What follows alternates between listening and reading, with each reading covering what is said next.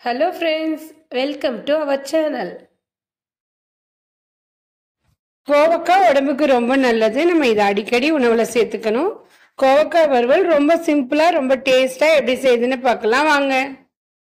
கோவக்காவை cut பண்ணி எடுத்துக்கலாம். ஒரு பெரிய வெங்காயம் கட் பண்ணி எடுத்துக்கலாம். ஒரு வாணல்ல எண்ணெய் சேர்த்துடலாம். எண்ணெய் சூடானதும் ஒரு டீஸ்பூன் கடுகு உளுத்தம் பருப்பு, ஒரு டீஸ்பூன் கடலைப்பருப்பு சேர்த்துடலாம். இது நல்லா பொரிஞ்சதும் ஒரு பெரிய வெங்காயம் கட் பண்ணி வச்சிருப்போம், அதை இதோட சேர்த்துடலாம். வெங்காயத்தை நல்லா வதக்கி விடலாம். கூடவே கொஞ்சமா கருவேப்பிலை சேர்த்துடலாம். வெங்காயம் நல்லா வதங்கினதும் நம்ம கட் பண்ணி வச்சிருக்க கோவக்காவை சேர்த்துடலாம். இதையும் நல்லா வதக்கி விடலாம். ஒரு 5 நிமிஷம் நல்லா வதங்கட்டும். ஸ்டவ்வை மீடியம் ஃப்ளேமில் வச்சு நல்லா வதக்கி விடலாம். காய் லைட்டா வதங்கினதும் உப்பு சேர்த்துடலாம். கூடவே ஒரு அரை டீஸ்பூன் மிளகாய் தூள் சேர்த்துக்கலாம். சாம்பார் தூள் சேர்த்துக்கலாம். நம்மளுக்கு காரம் எவ்வளவு தேவையோ அந்த அளவுக்கு நம்ம இந்த பொடியெல்லாம் சேர்த்துக்கலாம்.